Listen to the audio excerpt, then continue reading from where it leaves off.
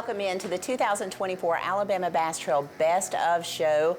Luke Duncan here with me tonight. We're going to be interviewing some of the teams that did it the best during the 2024 season. They did not have a bad day. Out of 5 tournaments, you could say that. Probably didn't have a bad minute on the water, but we'll find that out from these teams tonight.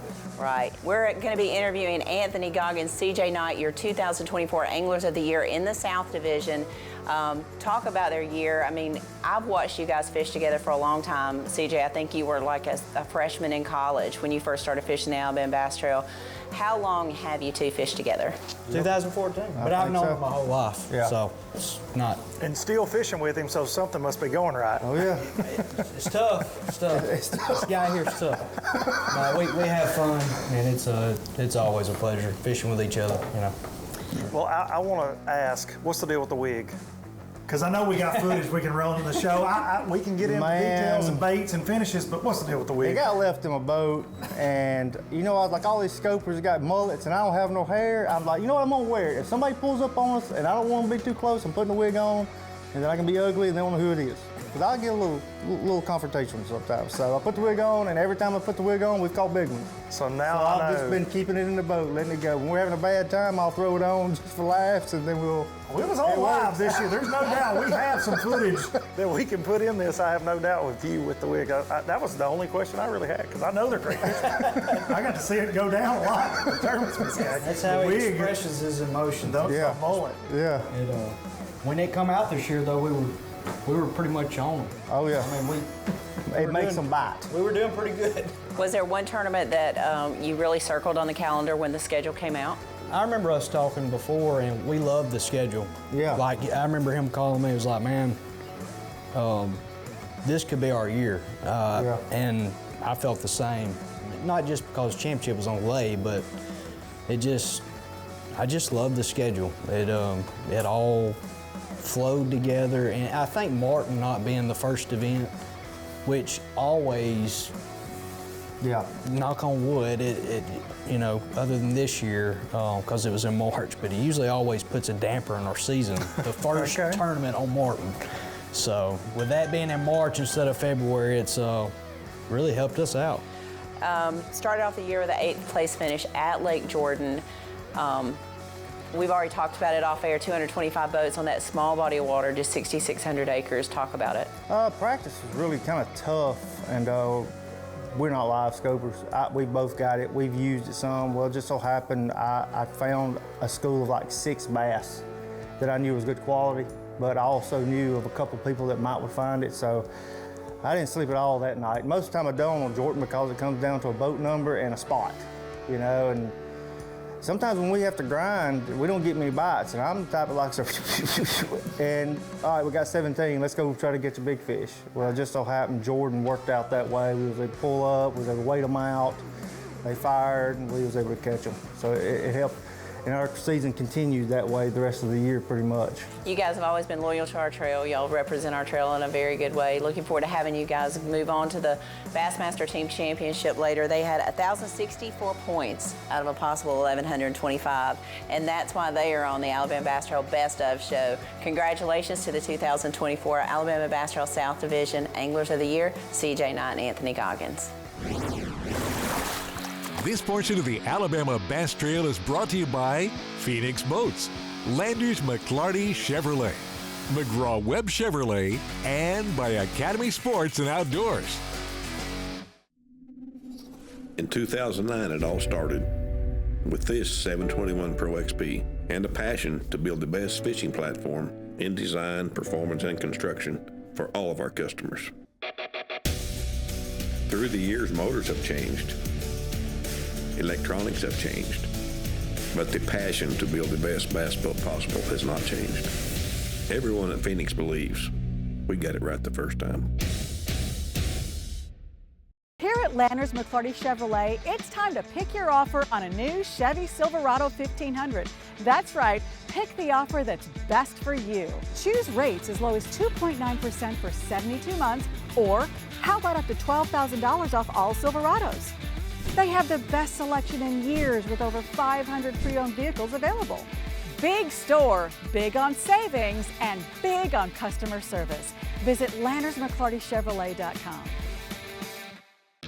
Big banks only care about one thing: ROI. So when it comes to your small business, you can expect a big no. At AmFirst, we don't just invest in your business, we invest in you and your goals. With great rates on loans, lines of credit to help you grow, and business checking accounts. Because at AmFirst, business is personal.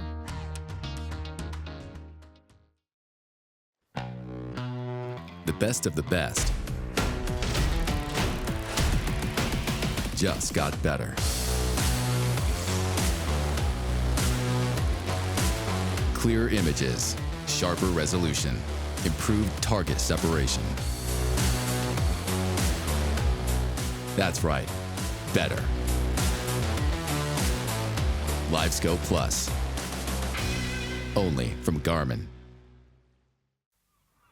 The splash of your paddle mimics the pelican as it drops down from above. As the calmness of the water washes away any lingering concerns, you listen to the tall grass sing of the surrounding beauty and how the best views only get better when they're shared. This is Alabama. And when you're here, you can take it all in. Welcome back to the second segment in the Alabama Bass Trail Best of Show for 2024. We have your 2024 North ABT Anglers of the Year, as well as they won the overall Angler of the Year title against some pretty stout competition. CJ Knight, Anthony Goggins had a stellar year in the South Division, but you guys were able to one-up them just a little bit. I'm looking through these notes. We've talked off air, we've talked on podcast. I don't think that there has been a better Angler of the Year season than the season that you guys put on this year.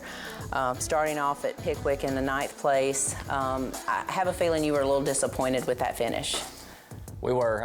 When the schedule come out, we were extremely excited about the schedule. There was all of them. You know, honestly, we had a great year, but was a little disappointed with how it kind of turned out. Yeah. I mean, I'm sorry to laugh, but Yeah. come on, man. I mean, come on.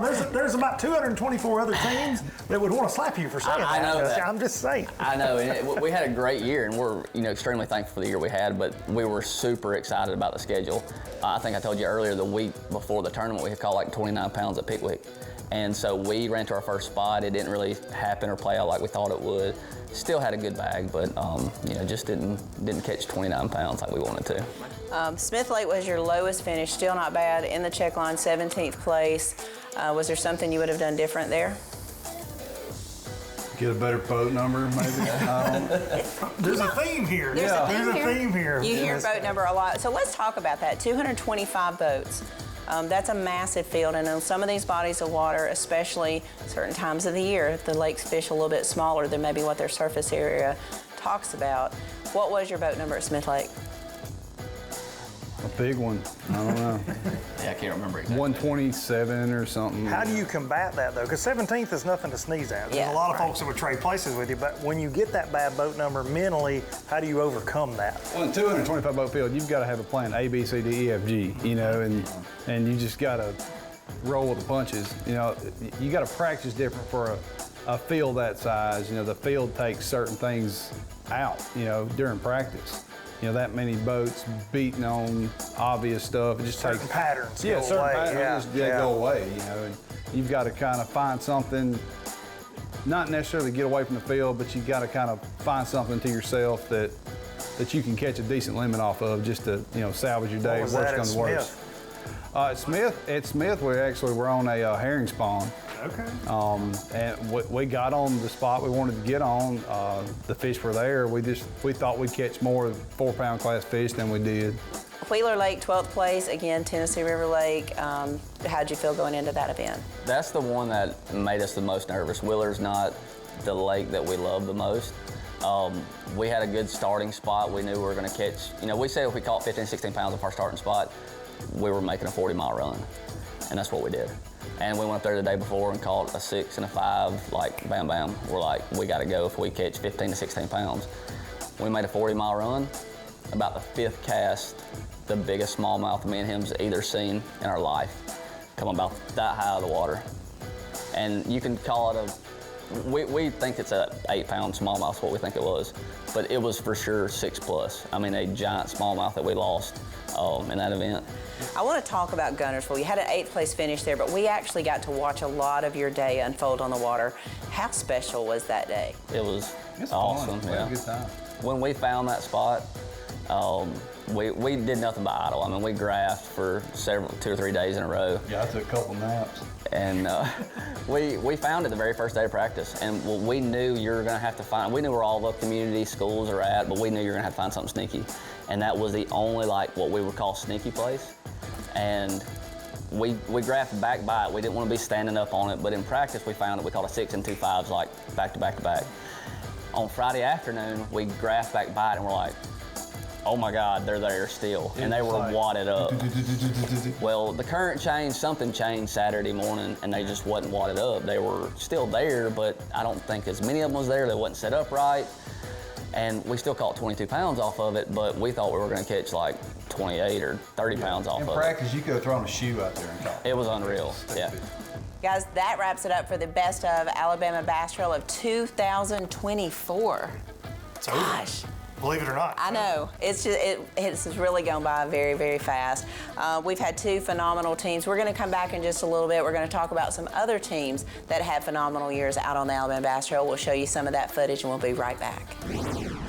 This segment of the Alabama Bass Trail is sponsored by Rapala, VMC, Crush City, and TH Marine. We're cooking up some tasty holiday savings for you. Our $6.49 holiday deal. Pick from one of our handmade Southern classics. With our famous golden fries and fried pies. Save this season with a $6.49 holiday deal only at Jack's. Here at Lanners McClarty Chevrolet, it's time to pick your offer on a new Chevy Silverado 1500. That's right, pick the offer that's best for you. Choose rates as low as 2.9% for 72 months, or how about up to $12,000 off all Silverados? They have the best selection in years with over 500 pre-owned vehicles available. Big store, big on savings, and big on customer service. Visit LannersMcClartyChevrolet.com. Double the buttermilk biscuits, double the savory sausage gravy. Double gravy biscuits, now just $3.99. Jack's, all about the South. Welcome back to the 2024 Alabama Best of Show. Luke, 2 Angler of the Year teams that just freaking had amazing years out on the Alabama Bass Trail, but we had 450 teams, and there was a lot of teams that really stood out to us this year. No doubt about it, and to have the year that the Angler of the Year teams had, you almost have to be perfect, and they were, but so many other teams, like you're saying, they caught them all year long. We've got some teams that were very consistent, some teams that won, some teams that threatened to win so many times, some teams that caught some very big fish. We're gonna get into that right now. Let's talk about the Alabama Bass Trail North Division to start off with. We saw these guys on TV all the time, and you know, I think we may have, like, I don't know if you can make their heads getting bigger. Damian Willis, Tyler Kiker, you know, they were your second in the Angler of the Year points, but you know, they had a phenomenal year. Started the year off with the 4th place finish at Pickwick. We really started watching them at Smith Lake and Wheeler. We got to see them do a lot of sight fishing. We got to see them, I mean, they put a lot of fish in the boat. No doubt about it. That Wheeler tournament sticks out to me for what they called on live, but I go back to Pickwick and watching them deal with adversity. If you remember, the current was raging and they had battery issues, actually came to the parking lot. They called in, hey, can we do this? Put it in the parking lot there in McFarland, charge their batteries, go back out and catch one more that helps them to get into that top 10. Incredible start to the season, and they never look back. I want to talk about a team that got their first win. We talked about this a little off air. Craig Grubbs, Matt Ferguson. I mean, kicking off the year, second tournament of the year, winning on Smith Lake. These guys are from Mississippi. They don't fish Smith Lake a whole lot unless there's an Alabama Bass Trail tournament there, but they got it done in a big, big way this year. Yes, they did. Came in like a wrecking ball and beat Jordan Wiggins there. really played spoiler, had a 7-pound largemouth, and the coolest thing I remember from that day, they said they never caught a single largemouth in practice whatsoever. Go into an area where they're thinking they're gonna catch some big spots, and big largemouth have moved in and they catch that throwing a jerkbait around. Absolutely incredible. And a lake that we would have thought would have set up to be live scope, these guys did not scope. Not at all. For this event. So they got their first win on Smith Lake, moved on to Wheeler. They love the Tennessee River, had a 13th place finish there. You know, you got to watch them a little while on Wheeler Lake, and you pull up and they said they had 18 pounds.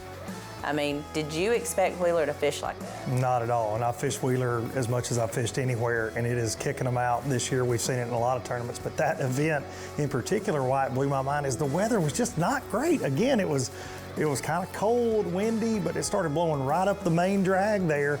All the anglers trying to fish the flats were really impacted by it, but they still caught them. They did. We had one of the heaviest weighted tournaments we've had, the 28-18 that kicked off the year at Pickwick. Tracy Robinson and his son won there. But we had really consistent weights all year, and then you get to Guntersville. I mean, these guys had a great year. This was probably their toughest finish. They had a 31st place finish, but in a field that had 22, 23 bags over 20 pounds. I mean, I don't even know. Like, how do you walk up there with 18 pounds and thinking, okay, I'm going to be top 20 for sure? I can tell you the reactions that most of them had when they came up and they're thinking, oh, I got 18 pounds. I'm going to get to hold these up for the camera. And we're going, okay, 19 pounds. Thanks for coming. Because it gets late in the weigh-in because there were so many 20-pound bags, so many incredible stringers. And that day it was like 16, 17, 17, 17, 18, 18. So yeah, there was a lot of disappointed faces that I got to deal with on that ABT stage that day. It was a phenomenal year out on the Alabama Bass Trail North Division. We're going to be right back where we cover the Alabama Bass Trail South Division for 2024. Y'all stay tuned.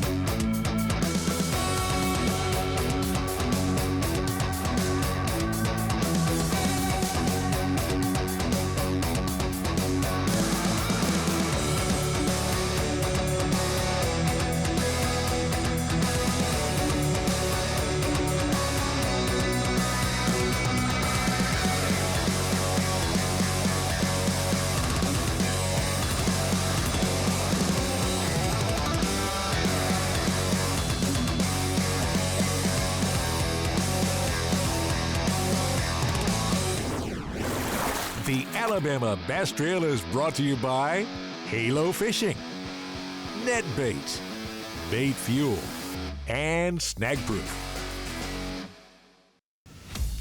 In the relentless pursuit of domination on the water, one name stands above the rest. TH Marine's Atlas Jackplate. The power behind champions since 2007. The driving force that propels you to victory. More winners choose Atlas. For the fisherman who demands the best, Atlas delivers. Because every move counts. More winners choose Atlas. Research and development is more than just time in the shop for us. It's time out here. Sweating the details.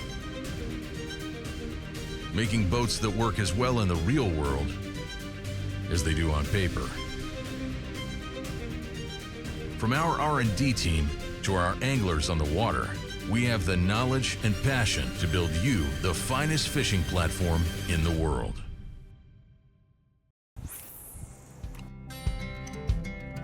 Some things ain't worth keeping.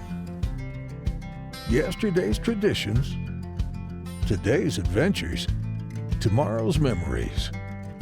Now that's something worth keeping. Fish Alabama and and find your keeper. For more information, visit fishalabama.org.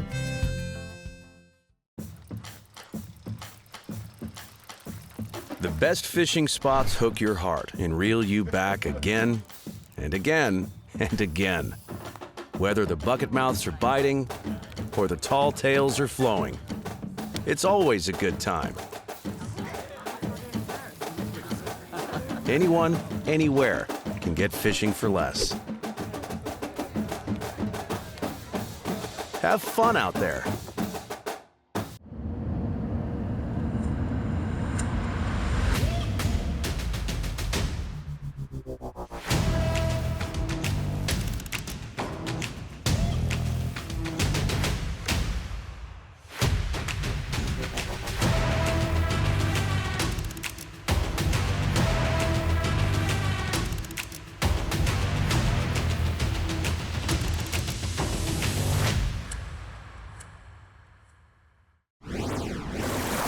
Welcome back to the Alabama Bass Trail South Division Best Of. We got two teams we want to talk about here. Probably the team that stood out to me the most, and I think a whole lot of our team, Caleb and Connor Miller. First year on the Alabama Bass Trail. These are high school kids, 19 and 16, 19 and 17. When we finished the season, started 18 and 16-year-old. And you know, I don't think that bothered them at all. No, they were like veterans. Every time we were around them on live, you got a camera in their face. They're like, this is no big deal. This is just a walk in the park. And it started like that at Jordan. I remember them coming up on stage. They got the family support. They called them down there. And immediately you're like, okay, there's something different about it. They're not just kids. They came out with a mission, and they did it all year. You know, when they signed up, their dad kind of became, kind of filling me in on how their year was going and all of that. And I'm going to be honest. I told them this. You know, I was a little bit skeptical of how they would handle the 225 boat field of the best anglers in the Southeast.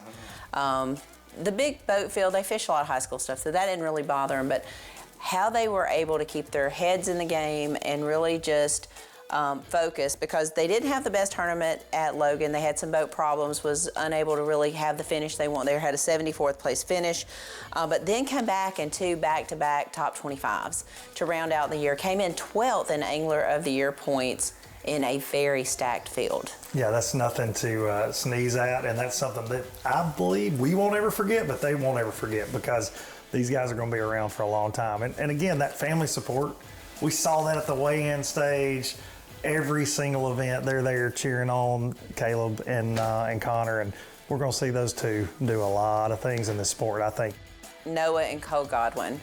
I mean, we talk about them as the brothers. You'll hear us refer to them a lot as the brothers. Back in 2020, COVID started off the year at Lake Jordan. They got a win there. Lay Lake was postponed to September. They came in, bookended the year with a win at Lay Lake. You know, let's talk a little bit about their history at Jordan. They won at Jordan, and then in 2022, came in second at the championship to Josh Butts and Stephen McAvoy with less than like a quarter of a pound difference in the weight there. So they are conditioned to two-day tournaments. I think when we get to that championship at Lay Lake, they're going to be something to watch for sure. Very consistent team. Very consistent team. Then you've got Alabama River, 8th place, and then Eufaula. We've seen them come so close the last 2 years at Eufaula to be on the podium. I think that lake has their number for some reason. A little bit, but you know, it's just a little bit farther south than where they're Coosa River guys. Right. We know that, they're experts, but these guys catch them everywhere. They'll get that one. You can't give them too many pitches, right? You can't show them the right pitch. Only so many times they're going to hit a grand slam. So I expect they'll get a win there at some point, but they'll turn that around. Luke, I want to talk a little bit. This has been your first year on the Alabama Bass Trail as the official voice of the Alabama Bass Trail. We have had a lot of firsts. We've had a lot of great moments, had a lot of cold moments and a lot of hot moments. I want to ask you. Everything in between, and too, right? Everything in between. Can you tell us a couple of your best moments on the Alabama Bass Trail this year? For me, you know, I got to watch at Smith on live course, I'm friends with a lot of these guys. I've competed against a lot of them, and a lot of them are my heroes too. You know, I got a lot of folks that I've competed against for a number of years. So getting to watch them on the waters at every event is special to me. But I got to watch Brent Crowe and Jimmy Mason, who I'm friends with. But to watch them in their element at Smith was very cool. That's one that sticks out to me for sure. Craig Grubbs, Matt Ferguson being there when they won at Smith on stage, that was a very, very special moment. But for me, the moment of the year was Fisher and Ryan winning Guntersville. I got weirdly emotional with that because I fished with my dad for so many years, and watching Fisher, who's pretty straight-laced most of the time, right? He holds his cards close to the vest, and walking to the truck, I watched him completely breaking down, holding the trophy in it. That was one of the most special moments. But to see that father and son, you know how proud Ryan is of Fisher and everything he's doing individually, but to get to share, you know, the stage with Fisher, get a win, like you said, much like the Godwins and the Millers, 225 of the stoutest teams, regardless of the state, right? These are some of the most amazing fishermen you will fish against anywhere, and to do that is just amazing, and to do it at that age, it's just incredible. So that for me, that one sticks out. Another successful year on the Alabama Bass Trail. We are thankful for everyone who signs up for the Alabama Bass Trail, who tunes in and watches the Alabama Bass Trail and supports us in any way. Thank you for tuning in tonight to the Alabama Bass Trail Best Of Show. We'll see you at our next stop. Shout out Little Dicky. Shout out Little That was my best moment. Why did I forget Little Dicky?